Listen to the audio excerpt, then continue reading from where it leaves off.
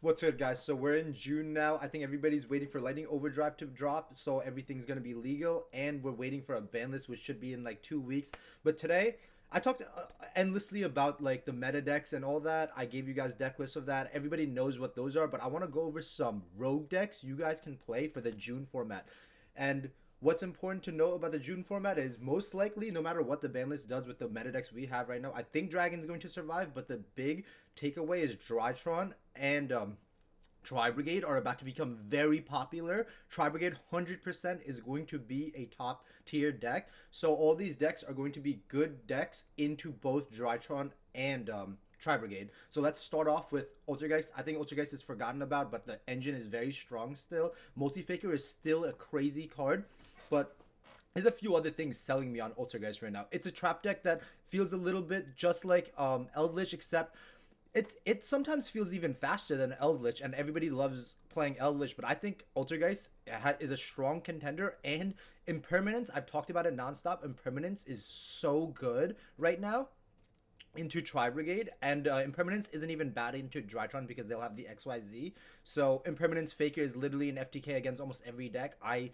think Ultrageist is definitely a strong tier 2 deck, and all these decks have one similar thing. They are good, all good at removing monsters off the field for either the whole turn or sending it to the graveyard. And why that's important is because Tri Brigade loves putting their main deck monsters on the field, and then they have trigger effects to banish from the graveyard to summon their Tri Brigade links. So all these decks are going to have these similar things where they can deal with a normal summon. So in this deck, you'll have Silicoitus that'll come out of Multi-Faker, and it'll be able to bounce a card. So yeah, that is the spot removal. All these decks have to have spot removal for them to be able to contend with the true top decks. Then the next deck I want to go over is any deck that can play dark. So any hero variant that really focuses on dropping a Dark Law. So just like Ultra guys, I would recommend playing the hero deck a little slower, nothing crazy. Don't play into Nibiru or anything like that. But Dark Law is so crazy versus Drytron and Tri Brigade. Tri Brigade actually can't trigger any of their effects if you just blind Dark Law. They have to have it out for Dark Law, and there's very few outs. If you're not playing the Zoo cards in your deck, I don't really know how you're going to be outing it unless you play hard traps to just deal with it, such as Ice Dragon's Prison. I think Heroes has always been really good. I'm hoping to see, I've talked about it, I'm hoping to see something like Hero Lives come off because this is a fan favorite deck, and it's not even a good deck. Yes, Dark Law is very annoying to deal with, but I like that. This is a very cool deck, and Dark Law being able to just shut down the graveyard is crazy. Drytron has to have a graveyard as well. I think this is, if you're into rogue decks, and I know a lot of people are, this is one deck I would definitely look at because it has a selling point. All these rogue decks need some kind of selling point, and I like to sell you guys on Masked Hero Dark Law. And then another deck, the Pure Zoo deck. So everybody says Pure Zoo sucks, and yes, I understand. That's why I'm saying this is a rogue deck.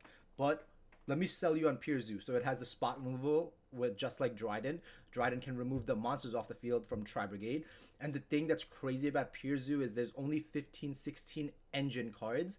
Everything else in your deck can literally be whatever you want to target the format, target the top decks. When you see the ban list and you can put together what the top decks are, is it Tri Brigade, is it Dragon Link, or is it a combination of like 4 different decks?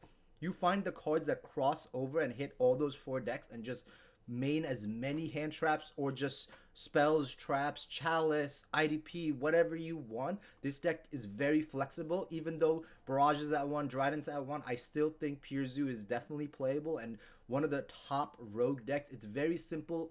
A 6 material Zeus will usually just get you there, and people always underestimate it.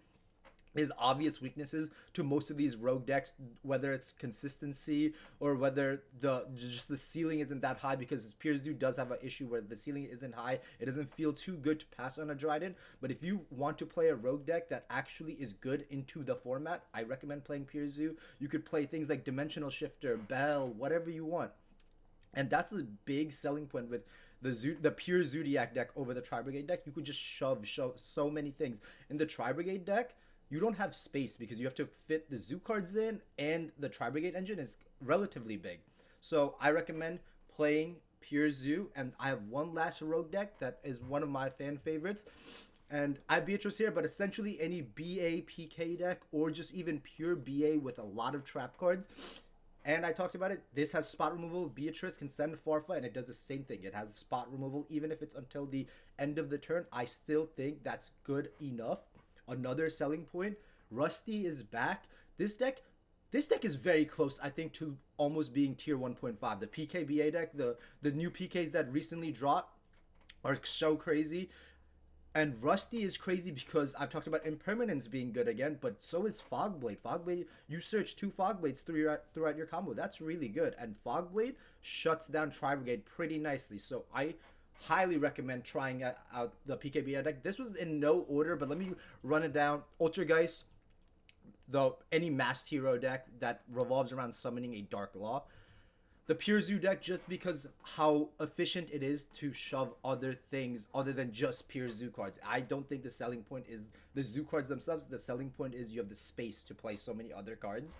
And then the PKBA deck, the pure BA deck, play as many traps as you want. You could play things like Breakthrough Skill even. Like Breakthrough Skill might be coming back as well.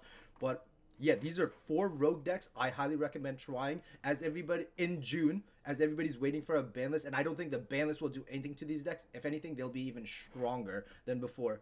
So stay tuned for more like this. If you guys want to see exact deck lists, I can do that too. But these are just 4 rogue decks I want everybody to try for June. And subscribe. Stay tuned for more, guys. Peace.